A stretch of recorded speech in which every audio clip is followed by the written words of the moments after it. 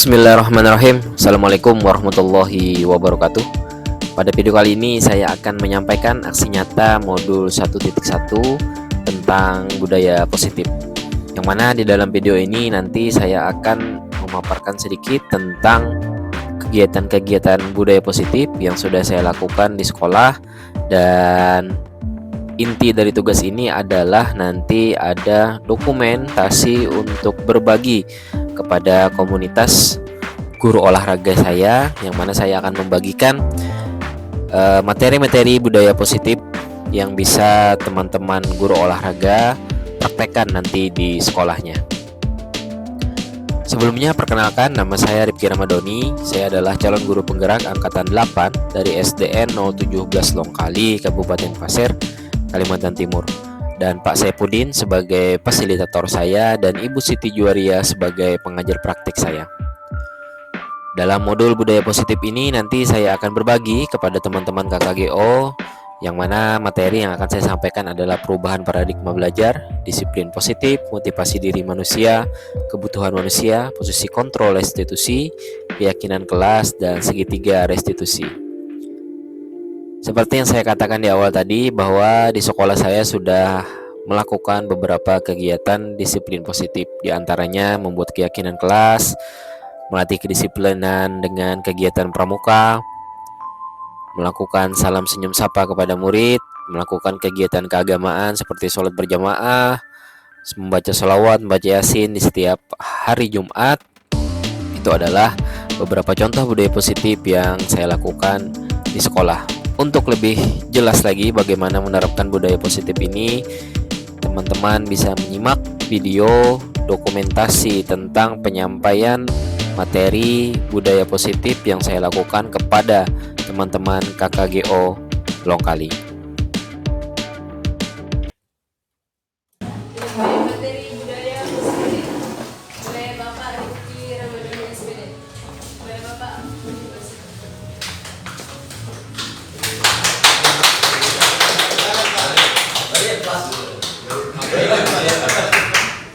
Supaya suaranya kedengaran. Ya, bismillahirrahmanirrahim. Assalamualaikum warahmatullahi wabarakatuh. Waalaikumsalam warahmatullahi wabarakatuh. Yang saya hormati Ketua KKGO, yang saya hormati Kepala Sekolah dari SDN 029 Longkali, yang saya hormati teman-teman pengurus KKGO, dan yang saya banggakan teman-teman olahraga se-Kecamatan Longkali. Alhamdulillahirrahmanirrahim, pada pagi hari ini kita diberikan kesehatan sehingga kita bisa berkumpul kembali di kegiatan rutin kita di komunitas KKGO dalam niat bersama-sama untuk meningkatkan mutu kompetensi diri kita masing-masing melalui wadah KKGO. Nah, KKGO ini adalah sebagai rumah bagi kami untuk saling berdiskusi, saling berbagi informasi. Artinya saya berdiri di sini bukan sekedar menggurui atau merasa diri paling pintar, tidak. Jadi karena saya ada sedikit ilmu yang harus disampaikan ke teman-teman, oleh sebab itu hari ini saya mencoba untuk menyampaikannya kepada teman-teman. Semoga nanti materi atau ilmu yang bisa saya bagikan ini bermanfaat bagi teman-teman. Amin. Salawat serta salam tidak lupa kita haturkan kepada junjungan kita Nabi besar Muhammad SAW, yang mana syafaatnya kita harapkan tercurah di akhirat nanti kepada kita semua. Amin. Untuk memulai acara pada pagi hari ini, saya nanti ada sedikit minta ya kesepakatan kepada teman-teman bahwa pada saat saya penyampaian materi ini saya minta untuk kolaborasi, ya, artinya diskusi keaktifan teman-teman untuk bisa saling memberikan masukan, memberikan pertanyaan kepada saya tentang apa-apa yang akan saya sampaikan nantinya. Itu yang pertama. Dan yang kedua juga teman-teman diberikan kesempatan yang sama untuk menyuarakan pendapatnya atau mau bertanya, nanti akan saya berikan kesempatan itu. Adapun materi yang akan kita bahas di sini adalah tentang aksi nyata diseminasi budaya positif. Artinya diseminasi ini adalah kalau dibahasakan itu kayak memberikan pemaparan atau memberikan transfer ilmu kepada teman-teman sekalian tentang budaya positif.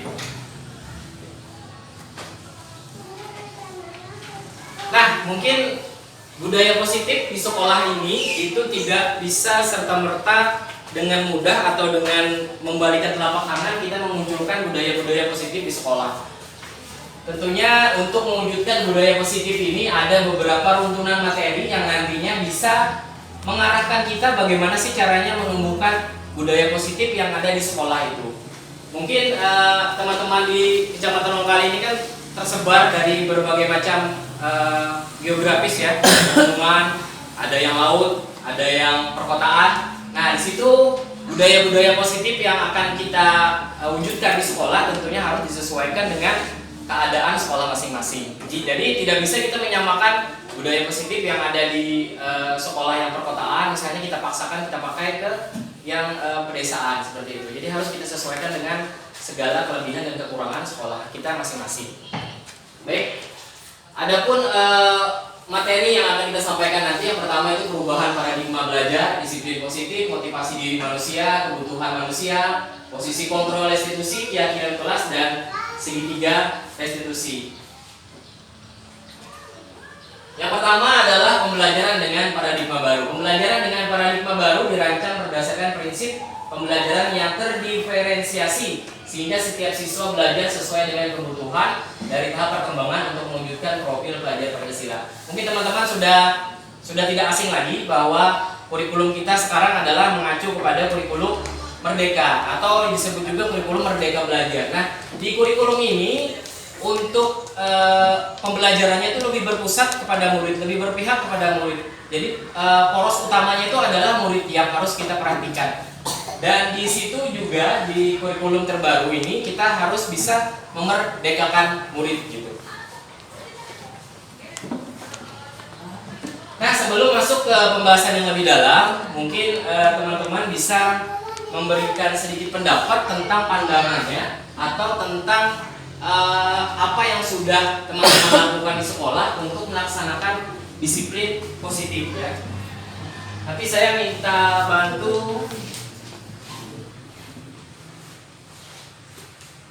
kita berdiskusi saja. Nanti kita bacakan, teman-teman silahkan mengisi kertas yang saya bagikan ini. Aduh, ini. Karcis kurban.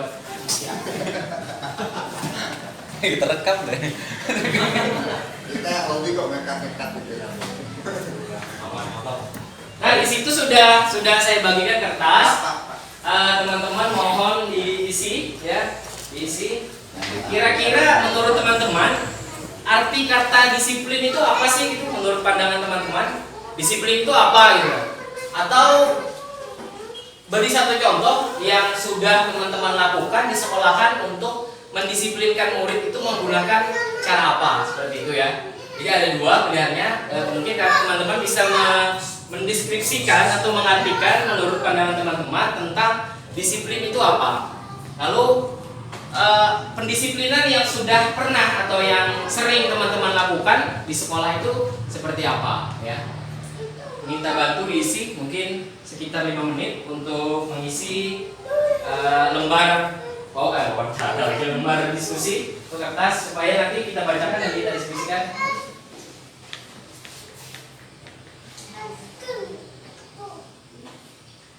Isi ya. Keren.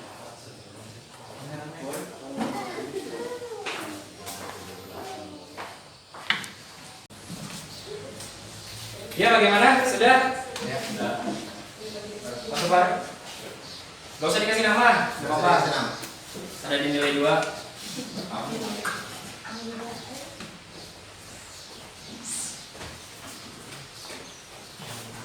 Udah lama ya nih. Ini masalah coret lagi ini kalau yang baca nggak aku sendiri nggak bisa. Pasti tanya itu nanti apa yang ditulis ini.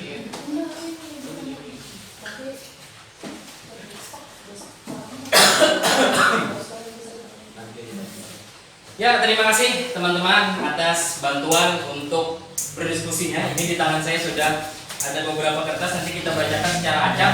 Menurut teman-teman disiplin itu apa? Ini ada satu. Di sini ada teman-teman kita mendeskripsikan disiplin itu artinya adalah patuh taat pada tugas, tanggung jawab yang diberikan.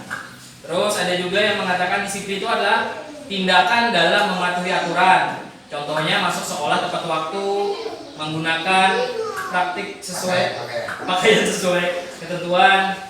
Disiplin yaitu menaati peraturan yang sudah ditetapkan atau tata tertib yang ada di sekolah, misalkan masuk tepat waktu. Ada lagi satu, disiplin adalah kemampuan untuk menaati peraturan. Disiplin suatu kegiatan yang sudah dilakukan sehingga kebiasaan dengan menjadi yang positif. Nah, itu maknanya. Disiplin adalah menaati segala aturan yang dibuat, baik dalam aturan waktu, sikap, ataupun dalam pelaksanaan kegiatan. Disiplin menaati peraturan atau norma positif yang berlaku di lingkungan sekitar. Ya.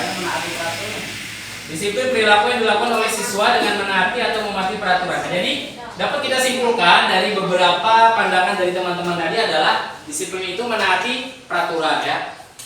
Kita akan lanjut ke slide berikutnya. Semoga disiplin itu bisa terjawab seperti apa yang.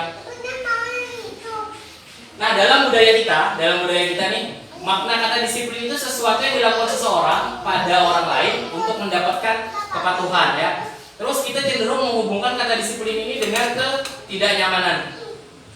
Artinya mungkin satu bahasanya sama seperti apa yang kita tuliskan di kertas tadi, bahwa disiplin itu menaati peraturan dan cenderung disiplin itu ketidaknyamanan. Yang namanya peraturan itu ya, biasanya bagi si murid nih, dengan adanya peraturan itu mereka memandang peraturan itu hanya datang dari gurunya saja. Peraturan itu yang membikin ya gurunya saja. Nah, di dalam kurikulum merdeka ini, kurikulum merdeka yang pendidikan berpihak kepada murid, nanti peraturan itu akan bisa dirubah atau disinkronkan dengan muridnya. Jadi peraturan itu dibikin, nanti bagaimana caranya si murid bisa berkecimpung di dalam peraturan itu. Nanti kita akan bahas lebih dalam tentang itu. Next, nah menurut Bapak Pendidikan Ki Hajar Dewantara menyatakan bahwa di mana ada kemerdekaan, disitulah harus ada disiplin yang kuat. Disiplin itu bersifat self-disiplin, yaitu artinya disiplin yang bagus itu hadir atau datang dari dalam diri kita sendiri yang mewajibkan kita dengan sekeras-kerasnya. Tetapi itu sama saja, sebab jika pendisiplinan dari dalam ini tidak bisa hadir dari kita atau murid kita, tentu kita harus ada bantuan dari penguasa yang lain. Penguasa yang lain ini sini maksudnya di atas dari kita. Mungkin kalau murid kan di atasnya ada gurunya. Nah, jadi gurunya itu berkewajiban untuk membantu murid tadi bisa mendisiplinkan dirinya. Lanjut. Nah, ini bisa searah ya dengan pemikiran Ki Hajar Dewantara tadi mengatakan disiplin sebagai pendidik kita adalah menciptakan murid yang merdeka. Syarat utamanya adalah disiplin diri sehingga mereka berperilaku sesuai nilai kebajikan dan memiliki motivasi intrinsik. Nah, inilah yang akan banyak kita bahas tadi, bahas nanti bagaimana caranya menumbuhkan motivasi intrinsik, motivasi yang ada dalam diri setiap siswa kita. Disiplin positif merupakan salah satu cara penerapan disiplin yang bertujuan untuk menumbuhkan kesadaran serta memperdayakan anak untuk melakukan sesuatu tanpa ada sogokan, ancaman maupun hukuman. Nah, gambaran untuk menumbuhkan motivasi intrinstiknya tadi itu adalah bagaimana anak melakukan pendisiplinan itu mereka sadar ya, artinya dia melakukan itu tidak karena ada paksaan, tidak ada karena ancaman, tidak ada karena hukuman. Motivasi. Nah, tentunya dalam setiap melakukan sebuah tindakan, sebuah perilaku kita memiliki motivasi tersendiri. Motivasi adalah dorongan yang timbul pada diri seseorang secara sadar atau tidak sadar untuk melakukan sesuatu tindakan dengan tujuan tertentu. Biasanya motivasi ini itu bisa hadir, itu ada beberapa poinnya. Biasanya yang pertama, motivasi itu tumbuh karena ingin menghindari tidak nyaman dan hukuman. Murid melakukan disiplin diri karena takut dihukum. Ini adalah tingkat terendah dari motivasi perilaku manusia.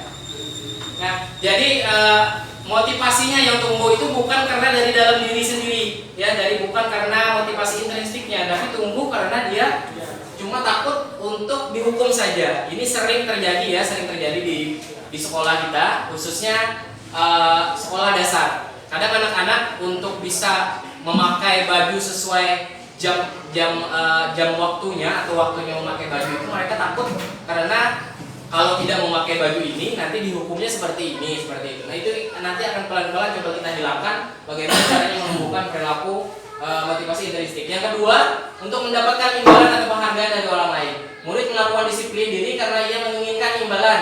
Motivasi ini satu tingkat di atas motivasi yang pertama. Dan yang ketiga adalah nah inilah yang akan coba kita terapkan di sekolah nanti, bagaimana caranya mencari cara untuk menumbuhkan motivasi intrinsik ini supaya mereka merasa menjadi orang yang mereka inginkan dan menghargai diri sendiri dengan nilai-nilai yang mereka percaya.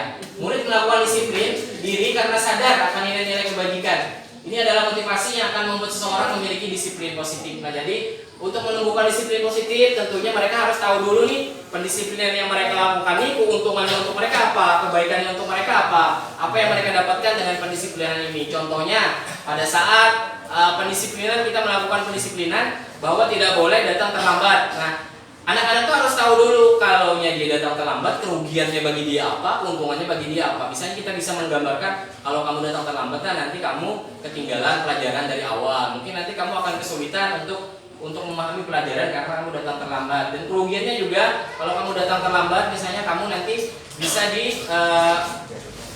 dikucilkan sama teman-teman karena sering terlambat, bisa jadi bahan bercanda. Nah, lebih hal seperti itu, hal-hal yang bisa membuat mereka paham bahwa melakukan pendisiplinan itu memang ada keuntungannya bagi mereka, bukan hanya sekedar menghindari hukuman saja.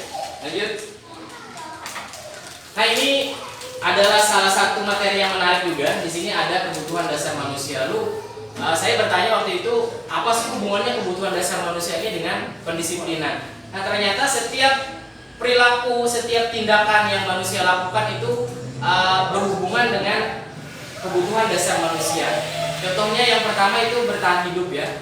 Mungkin kalau teman-teman sering melihat berita kriminal, banyak ya terjadi pencurian, itu terjadi karena mereka untuk makan mencurinya. Kenapa ditanya mencuri?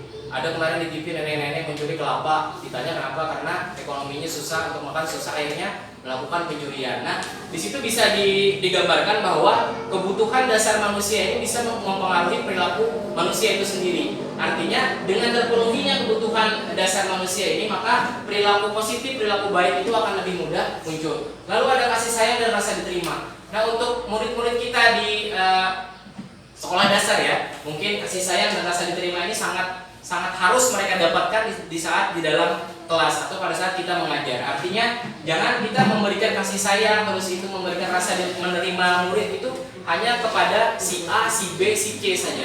Jadi harus bagaimana caranya supaya semua murid kita itu pada saat kita mengajar mereka merasa dikasih sayangi, ada rasa kasih sayang yang kita berikan, terus itu rasa diterima juga ada, rasa menghargai dia, seperti itu harus kita munculkan. Jangan pada saat mereka mengajar yang ada di dalam pikiran mereka adalah hanya ketakutan saja. Kita tidak pernah ada mengayomi, tidak pernah mendengarkan apa yang mereka mau, seperti itu.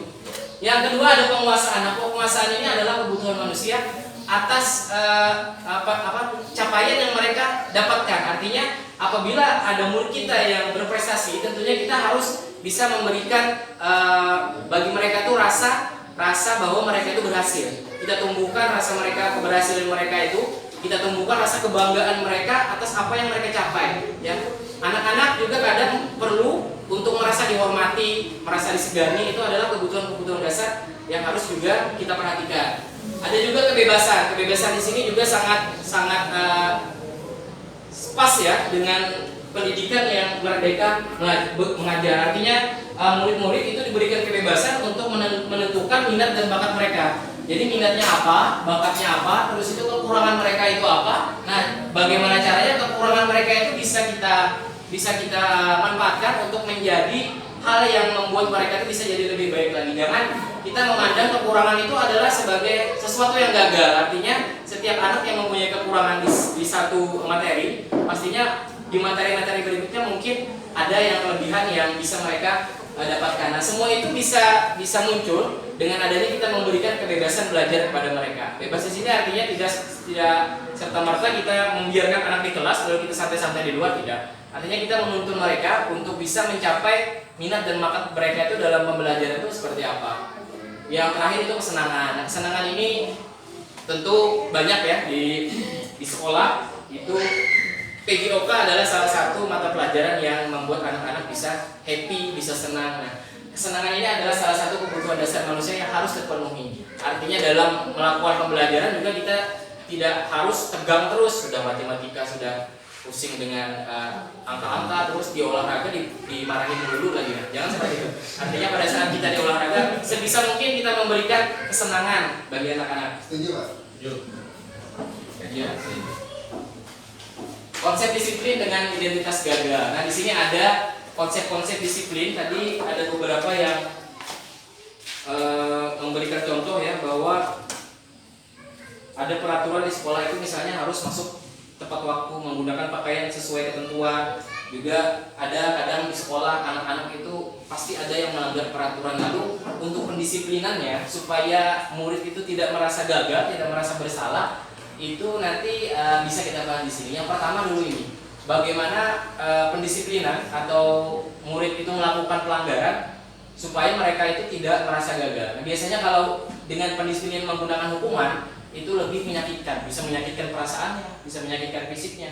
Telat datang masuk lari lapangan 10 kali misalnya, sakit ya rasanya, sakit capek sudah kakinya. Terus itu belum lagi perasaannya, aduh sakit, dilihat teman-teman, ketahui teman-teman di depan kelas juga tidak nyaman. Lalu murid merasa takut dengan adanya hukuman. Betul, kita menghukum murid itu kadang lebih mudah gitu untuk mendisiplinkannya, karena mereka melakukan pendisiplinan itu bukan dari dalam dirinya, cuma mereka hanya merasa takut aja dengan hukuman yang kita berikan tadi.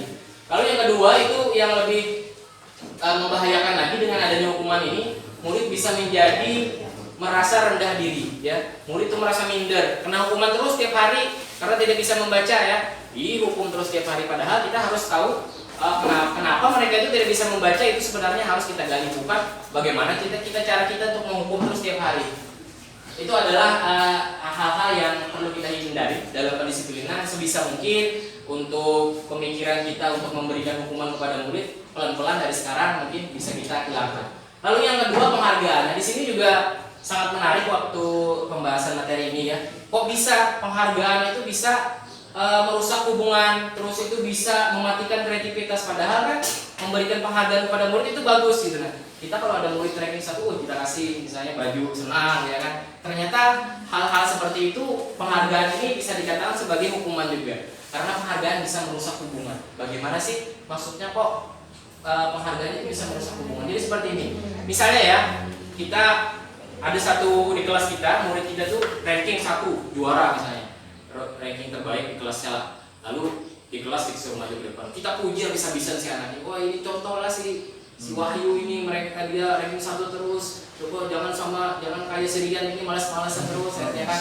Nah, akhirnya dengan penghargaan, dengan pujian yang kita berikan kepada si anak ini, tentu pasti ada kecemburuan, ada iri, dengki daripada teman-teman yang tidak berprestasi. Ya, yang lainnya tuh ini terus dikasih penghargaan, karena kita tidak pernah gitu kan.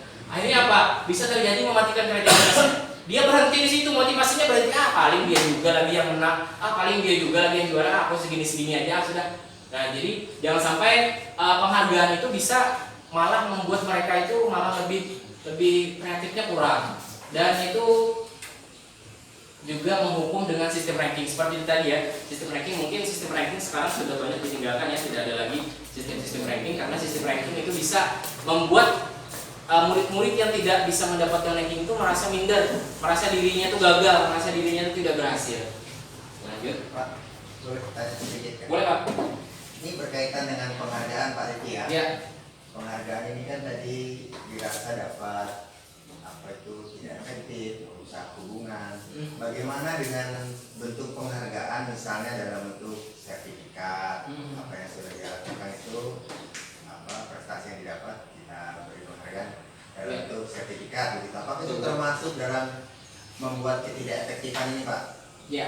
Terima kasih Pak Koko ya. Jadi penghargaan itu banyak ya bentuknya ya. Bisa dalam bentuk hadiah, bisa dalam bentuk verbal, ucapan atau pujian, bisa juga dalam bentuk seperti yang Pak Koko tadi sebutkan, sertifikat. Saya rasa kalau sertifikat ya, itu kan sertifikat itu sifatnya kan paling setahun sekali gitu ya. Paling pada saat mereka menang ini, mendapatkan ini. Mungkin di awal ya, saya rasa untuk memberikan sertifikat itu boleh-boleh saja. Yang penting di awal itu kita sudah memberikan penjelasan kepada murid. Nanti bagi kalian yang bisa mencapai target yang ini, misalnya kita memberikan sebuah tantangan misalnya kan, nanti kan kita kasih sebuah sertifikat. Artinya sertifikat itu tidak terlalu lebih apa ya, kalau bernilai barang gitu. Iya, tidak bernilai barang. Artinya sertifikat aja nggak apa-apa. Sertifikat mungkin kan bagi yang lain yang kalau yang hadiah kan kadang enak betul nih dapat ini terus gitu. Mungkin kalau sertifikat itu lebih kepada bukti bahwa si anak ini pernah menggapai sesuatu. Mungkin itu Pak ya. Iya, bisa. Jadi Iya. bukan bernilai barang Bukan. yang membuat merampas hak harga diri tadi, menghukum dengan sistem tadi, mematahkan kreativitas karena dia merasa, oh kalau saya sekarang aja bisa dapat ini. Betul Pak. Tahun depan saya bisa dapat apa lagi, begitu ya? Iya.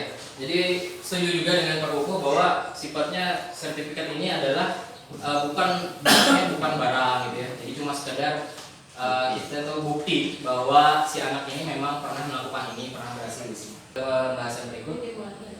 Nah, ini adalah identitas yang sukses, ini yang ingin dicapai ya. Ini yang ingin bisa kita wujudkan supaya pada saat anak melakukan kesalahan atau pelanggaran disiplin itu mereka tidak merasa menjadi identitas yang gagal. Identitas sukses itu bisa dilakukan dengan konsep pendisiplinan konsekuensi. Konsep konsekuensi ini itu isinya ada penguatan jangka pendek, perlu monitoring berkelanjutan, stimulus respon, murid mematuhi peraturan, kehilangan waktu untuk merenungi kesalahan. Konsekuensi dengan hukuman itu ada perbedaannya ya. Biasanya di konsekuensi ini itu dibahas di awal. Ya, di awal sebelum hukuman itu terjadi kita bahas duluan. Anak-anak nanti kalau anak-anak tidak mengerjakan PR, gimana kalau mengerjakannya nanti di akhir pada saat pulang sekolah, setuju apa tidak? Setuju misalnya kan? Kesepakatan itu artinya konsekuensinya kalau dia tidak mengerjakan PR ya konsekuensi yang harus dia terima ya harus kerjakan pada saat jam pulang. Itu konsekuensi ya. Di awal sudah kita sepakati pada muridnya. Berbeda dengan hukuman itu kan ya suka-suka kita aja mau ngasih hukuman apa aja. Yang berikutnya ada restitusi. Nah, restitusi ini adalah sebuah pemecahan masalah yang bisa dikatakan berpihak pada murid. Di sini di restitusi murid bisa bertanggung jawab untuk perilakunya sendiri. Kita tumbuhkan rasa tanggung jawabnya, fokus pada pemecahan masalah jangka panjang. Murid menghormati dirinya dan orang lain. Teori kontrol, dirinya memegang kontrol, murid bersemangat memperbaiki kesalahannya. Nah, di sini lebih kepada menggali kira-kira motivasi intrinstiknya itu bisa kita tumbuhkan dengan melalui restitusi ini. Di sini nanti akan kita bahas restitusi lebih mendalam di slide berikutnya. Ini adalah perbedaan antara hukuman, konsekuensi, dan restitusi dengan salah satu contoh kasus. Contoh kasusnya adalah siswa yang tidak mengerjakan PR. Dengan pendisiplinan menggunakan hukuman, biasanya guru menghukum berdiri di depan kelas atau menulis di buku tulis berjanji tidak lupa mengerjakan PR. Itu adalah jelas melakukan adalah suatu hukuman. Lalu kalau pemecahannya dengan menggunakan konsekuensi bagaimana? Kalau siswa tidak mengerjakan PR tadi, guru memberikan konsekuensinya mengerjakan pada jam istirahat. Guru tegas dan siswa menghormati itu. Siswa menghormati karena siswa tahu bahwa ini adalah sudah disepakati di awal. Akhirnya dia mau menjalankannya itu dengan tenang ya, tidak dengan hukuman, mungkin tidak ada keterpaksaan di situ. Dan yang terakhir itu ada restitusi.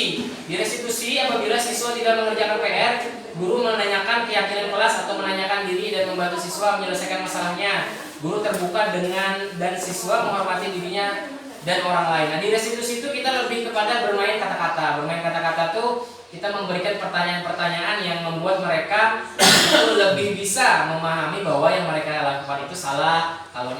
Kalau kamu lakukan ini salah, nanti efeknya seperti ini. Kayak yang bagusnya itu seperti ini. Kalau kamu melakukan yang bagus, efeknya seperti ini. Nah, itu di pendekatan restitusi untuk pendisiplinan itu yang diutamakan. Nanti akan ada video untuk lebih bisa memahaminya lebih jelas lagi restitusi.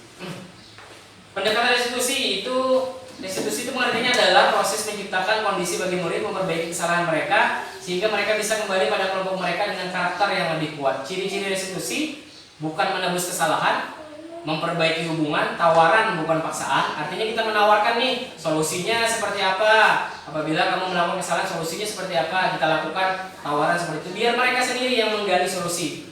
Menuntun untuk melihat ke dalam diri, mencari kebutuhan dasar yang mendasari tindakan, fokus pada karakter bukan tindakan, dan menguatkan fokus pada solusi. Ini yang terakhir itu adalah poin pentingnya, bahwa di pendekatan restitusi untuk mendisiplinkan itu yang ditekankan adalah solusinya, mencari solusi bersama dengan murid. 5 posisi kontrol ini ada penghukum, pembuat merasa bersalah, teman, pemantau, dan manajer. Saya bukakan videonya, itu tentang 5 posisi kontrol supaya bisa lebih mudah memahaminya. Ini dapat menjadi Kita lihat ya, kita ulang. Contoh kasusnya tentang 5 posisi sangat kontrol. bahagia ibu dan bapak guru hebat dalam penerapan disiplin positif restitusi. Salah satu program yang dikembangkan adalah 5 posisi kontrol. 5 posisi kontrol dalam restitusi adalah proses perjalanan seorang pendidik agar dapat mengenali dirinya. Pada video kali ini, kita akan membahas tentang 5 posisi kontrol yang dikembangkan oleh Dayan dosen dan contoh penerapannya.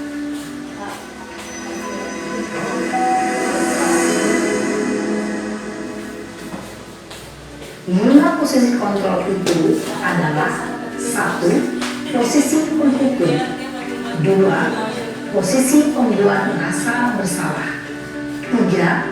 Posisi teman, 4. Posisi pemantau atau monitor, dan 5. Posisi manajer. Untuk lebih memahami kelima posisi tersebut, mari kita saksikan kasus Naren yang terlambat hadir 20 menit di sekolah dan melihat bagaimana kelima posisi kontrol dalam menghadapi masalah tersebut.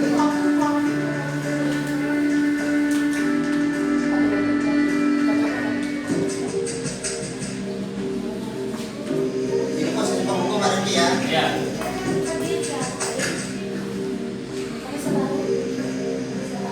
Naren,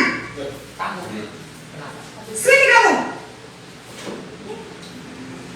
Selamat pagi Bu. Selalu terlambat. Kamu deh, pasti terlambat.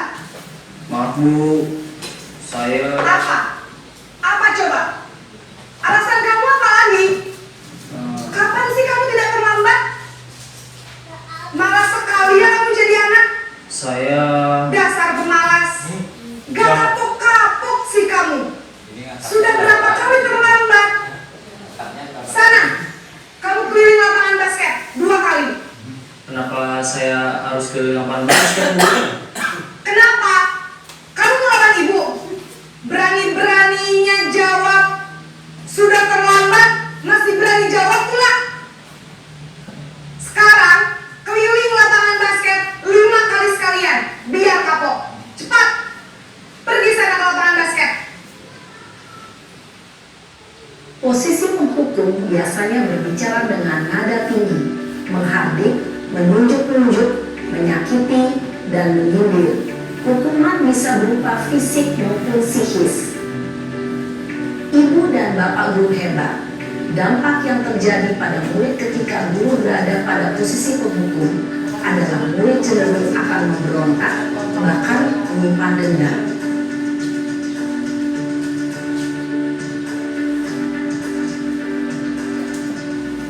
Ini posisi yang kedua, posisi pembuat merasa bersalah.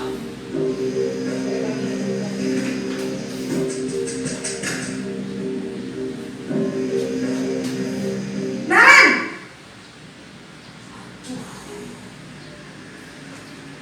Selamat pagi Bu. Naren, kamu kenapa terlambat lagi, nak? Ya Tuhan, Naren, kamu senang ya bikin ibu susah ya? Kalau kamu terlambat lagi, nanti ibu yang ditegur bapak kepala sekolah, nak. Disangka ibu tidak bisa membina kamu. Duh, gimana ini? Maaf Bu, Duh, Gusti Naren, kamu suka ya kalau ibu ditegur bapak kepala sekolah? Terus, sekarang ibu harus tulis apa yang di buku absen? Ini kamu sudah sering terlambat loh. Ibu harus apa coba? maaf Bu, maaf sekali. Ya sudah, lain kali jangan bikin ibu susah lagi ya nak ya. Ibu tidak akan kuat lagi kalau kamu begini terus. Bisa jantungan kalau ibu ditegur bapak kepala sekolah. Sana cepat ke kelas. Maaf ya Bu, maaf sekali. Posisi pembuat rasa bersalah berbicara dengan nada tenang, cenderung lembut. Namun kata-kata yang diutarakan membuat murid merasa menjadi orang yang gagal. memandang buruk dirinya sendiri, merasa tidak berharga, dan tidak sanggup membahagiakan orang lain. Ketika guru mengambil posisi pembuat rasa bersalah, murid akan menganggap dirinya yang bersalah dan ia akan menyimpan emosi negatif tersebut di dalam dirinya.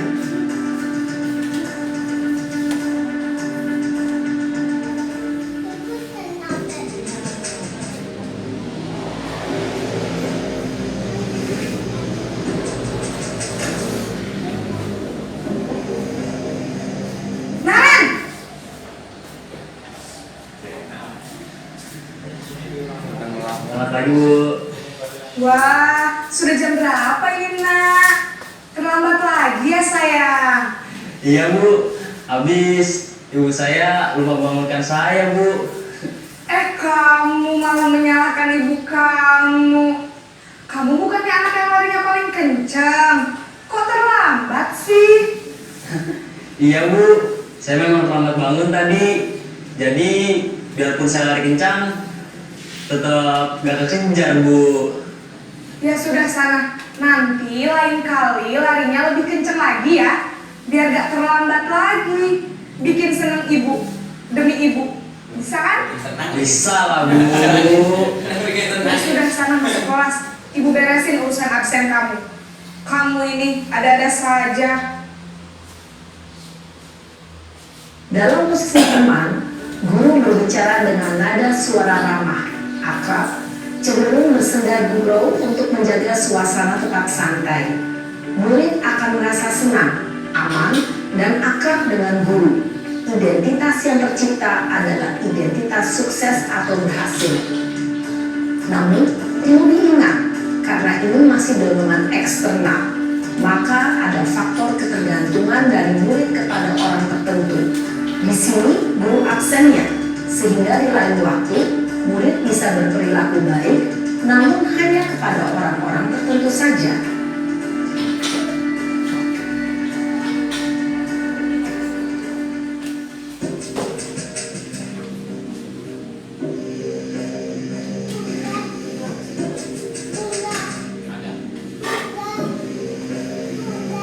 Naren!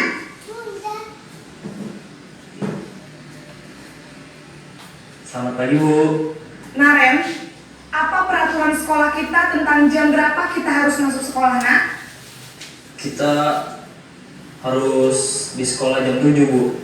Iya betul, sekarang sudah jam 7.20. Naren sudah tahu konsekuensinya jika terlambat hadir. Paham, Bu. Saya harus tinggal kelas pas jam istirahat selama 20 menit.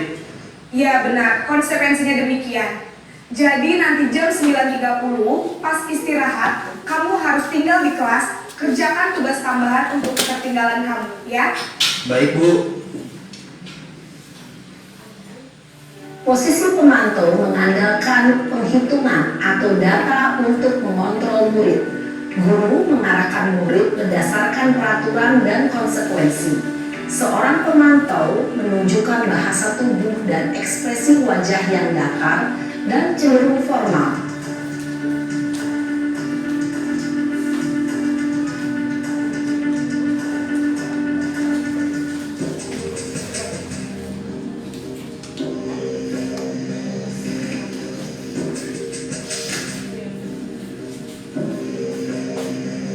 Naren!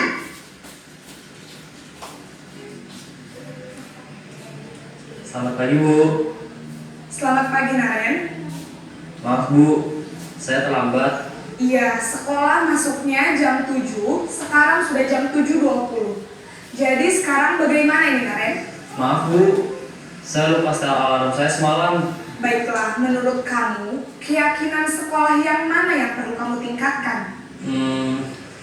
Menghargai diri sendiri dan orang lain mungkin ya, Bu. Setuju. Jadi, apakah Naren meyakini prinsip saling menghormati tersebut? Iya, Bu. Saya meyakininya. Apakah Naren bersedia memperbaiki masalah keterlambatan ini? Bersedia, Bu. Bagaimana kamu akan perbaiki masalah keterlambatan ini? Saya akan coba untuk tidak lupa menyetel alarm saya, Bu. Baik, kalau Naren lupa menyetel alarm di rumah, ada orang yang kira-kira bisa bantu mengingatkan tidak? Ada Bu, kakak saya, Kak Emma. Ada lagi selain Kak Emma? Selain Kak Emma, ada ibu saya. Baik, jadi yang mengingatkan Naren adalah Kak Emma dan ibu kamu ya. Kira-kira akan mulai setel alarm kapan nih Naren? Setelah pulang sekolah, akan segera saya lakukan.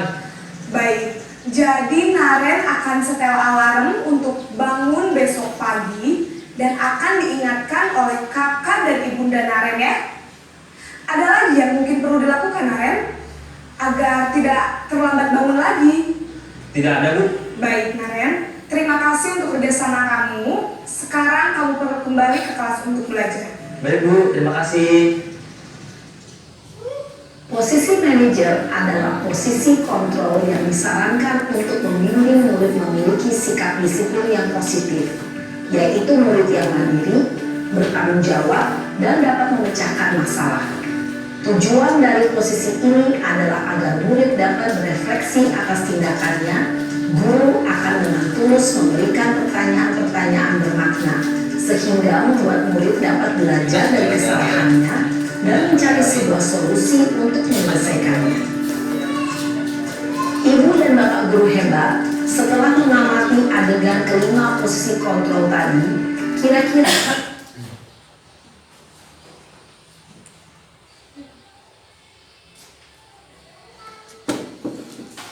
Ya, tadi sudah kita bersama-sama melihat penjelasan tentang 5 posisi kontrol yang bisa atau yang sering kita lakukan di sekolah. Dari kelima posisi kontrol ini yang paling sering kita lakukan kira-kira yang mana? Ada pernah melakukan?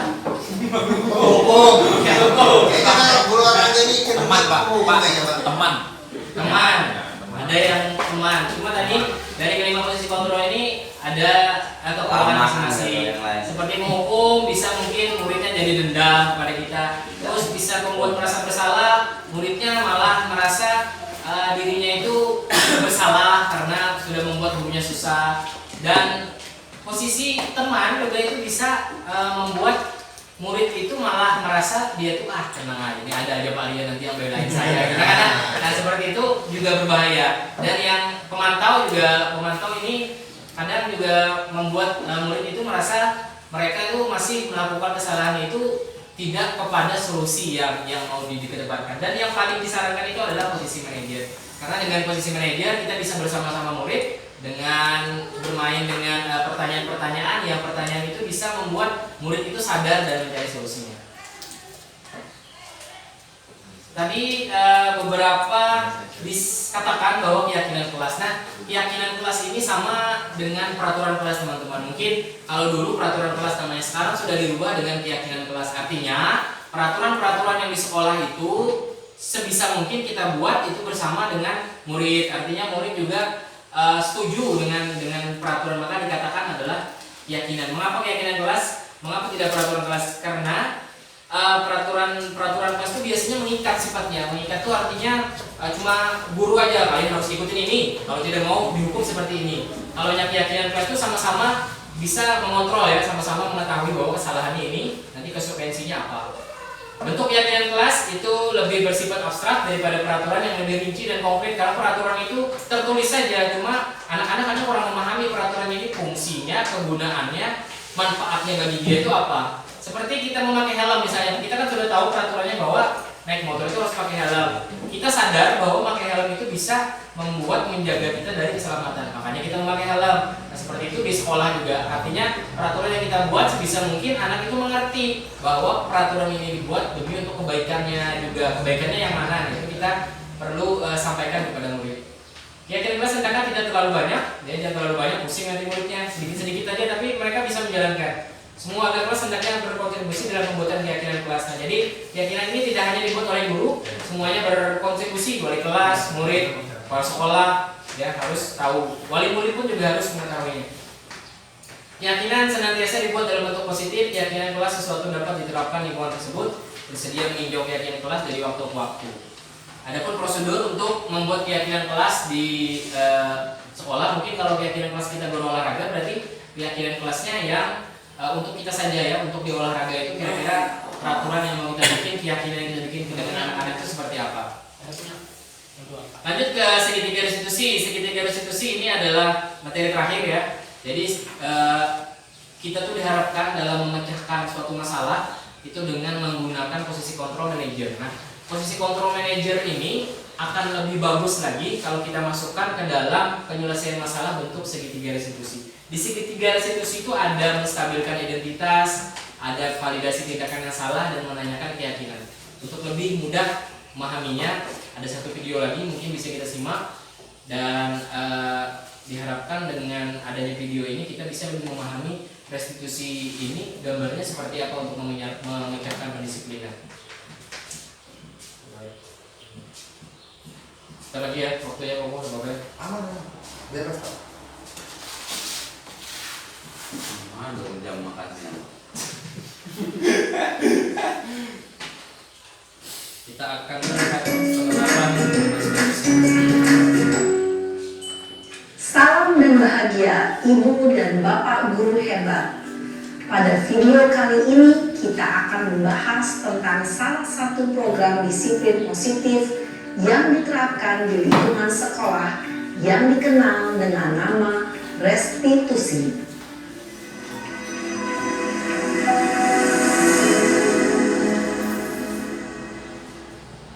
Restitusi dikembangkan oleh pakar pendidikan Diane Dawson, berlandaskan pada teori kontrol Dr. William Blaser.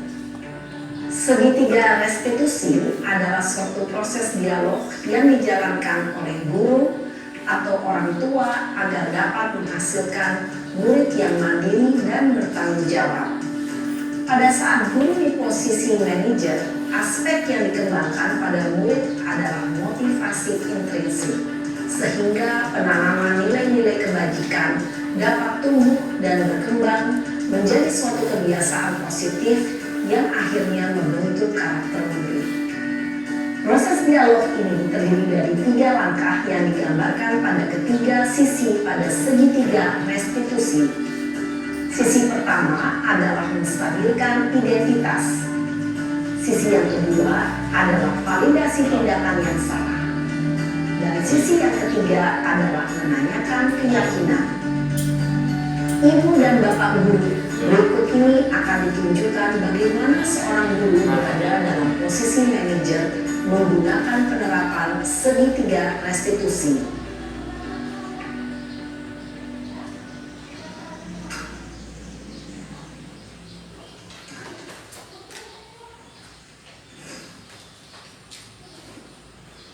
Siang Sarah. Siap Pak. Sudah lama nggak ketemu Sarah. Kenapa hari ini ada di sini? Kesel Pak, kesel banget.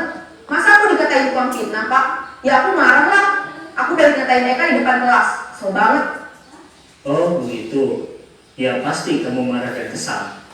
Bapak juga akan marah apabila ada yang menuduh Bapak seperti itu. Kemudian pada saat itu kamu mau melakukan apa? Ya saya langsung ngatain mereka lah Pak. Kesel banget. Saya bentak-bentak dia depan teman-teman lain.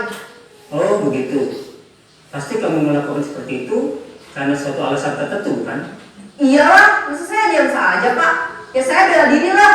Masa saya dituduh tukang fitnah? Ya wajar lah. Mempertahankan harga diri itu sesuatu yang penting buat kamu.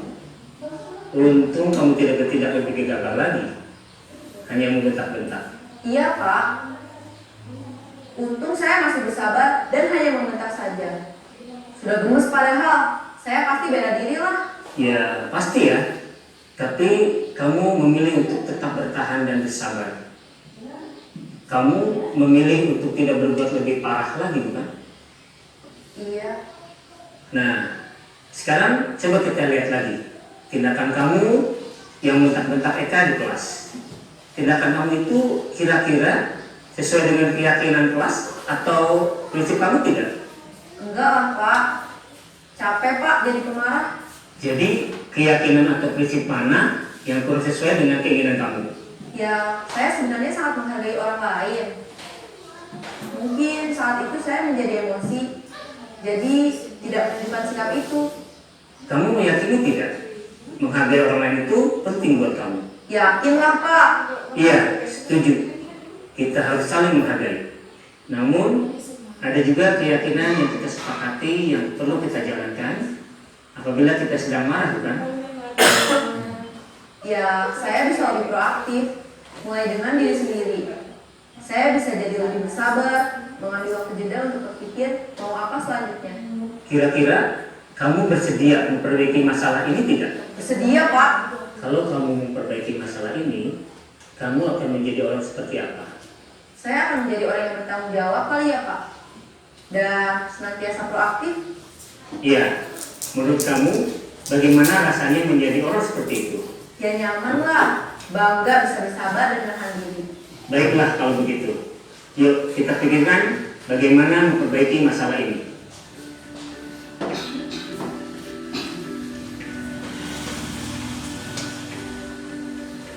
Ibu dan Bapak guru hebat, baru saja kita menyaksikan contoh bagaimana seorang guru berada dalam posisi manajer menggunakan penerapan segitiga restitusi. Mari kita bahas satu persatu. Pada sisi pertama, menstabilkan identitas berdasarkan pada prinsip bahwa membuat kesalahan adalah bagian dari proses pembelajaran. Sisi pertama dari segitiga ini berperan menggeser identitas murid dari identitas gagal ke identitas sukses. Murid yang sedang bertingkah laku yang tidak pantas atau menarik diri saat itu sedang mengalami identitas gagal. Bila kita mengkritiknya, maka posisinya tidak akan berubah. Kita bisa mengajukan pernyataan-pernyataan ini. 1. Membuat kesalahan sesuatu yang wajar. 2. Manusia tidak ada yang sempurna. 3. Kita bisa memperbaiki masalah ini. 4. Saya tidak menanyakan kesalahannya. Saya lebih fokus bagaimana memperbaiki masalah ini. 5. Apakah saat ini kamu tengah menjadi orang yang baik untuk dirimu sendiri? Pada sisi kedua, validasi tindakan yang salah berlandaskan pada prinsip bahwa setiap perilaku berupaya memenuhi suatu kebutuhan tertentu. Guru yang telah memahami ilmu kontrol akan bergeser dari pemikiran stimulus respon menjadi proaktif dan mencoba untuk mengenali tujuan dari perilaku murid. Mengenali dan mengakui kebutuhan murid ini dapat memperbaiki hubungan dengan murid tersebut. Pernyataan atau pertanyaan bisa disampaikan dengan nada suara tidak menghakimi atau memojokkan, sehingga dapat mengembalikan murid pada posisi positif. 1. Kamu bisa saja bertindak lebih gegabah lagi dari ini. 2. Kamu bukan melakukannya tanpa suatu alasan tertentu. 3. Kamu melakukannya karena mempertahankan sesuatu yang penting bagimu. 4. Mungkin kamu bisa mempelajari suatu perilaku baru yang lebih efektif. Bersediakah kamu mempelajarinya? Selanjutnya, kita akan simak sisi terakhir, yaitu menanyakan keyakinan. Teori kontrol menyatakan bahwa pada dasarnya kita termotivasi secara intrinsik. Pada saat perilaku yang salah telah divalidasi dan identitas sukses telah stabil, maka murid telah siap mengaitkan keyakinan-keyakinannya dengan tindakannya yang salah dan pemikirannya telah bergeser ingin menjadi orang yang dituju. Pertanyaan-pertanyaan ini dapat mengaitkan keyakinan-keyakinan yang dianut murid. 1. Sebagai keluarga atau kelas, apa yang kita yakini? 2. Nilai-nilai apa yang telah kita sepakati? 3. Seperti apa gambaran sebuah kelas yang ideal bagi kamu? 4. Kamu ingin menjadi orang seperti apa?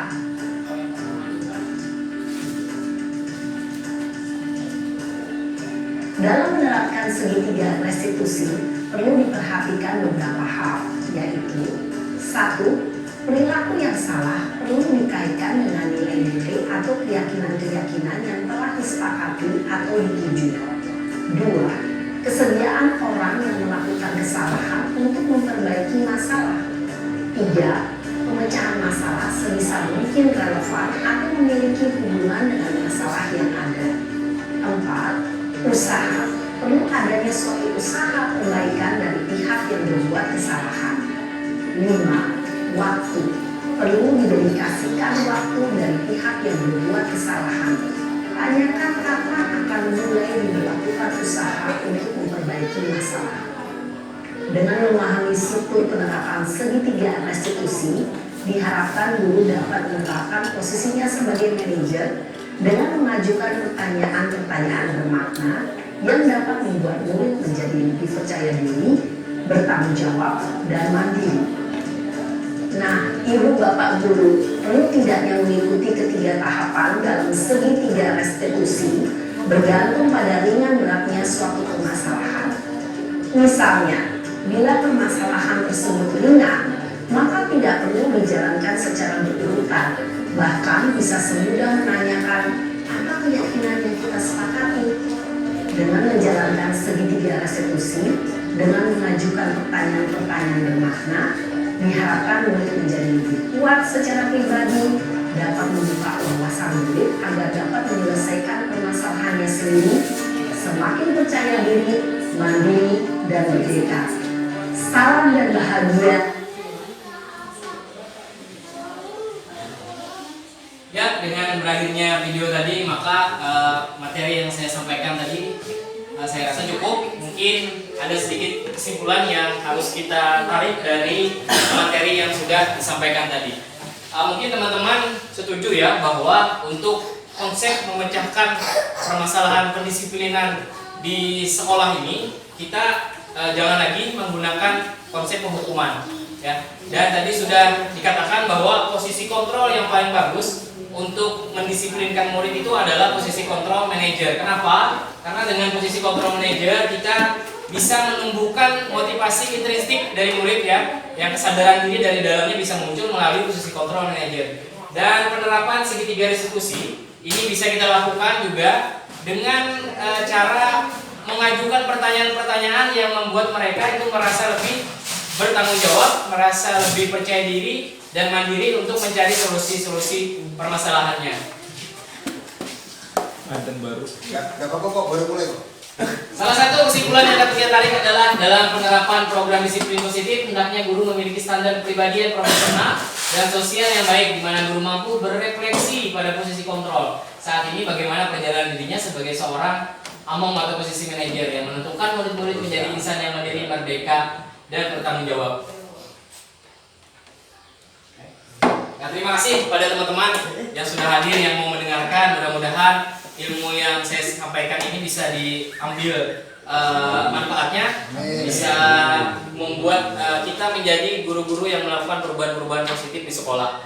Untuk mengakhiri untuk mengakhiri materi, saya ucapkan terima kasih kepada teman-teman. Salah hilapnya mohon maaf. Apabila ada kata-kata yang salah juga saya ucapkan mohon maaf sebesar-besarnya, dan terima kasih kepada teman-teman yang sudah memberikan masukan, memberikan kontribusinya, dan mau berkolaborasi dengan saya untuk mencari solusi dalam memberikan budaya positif di sekolah.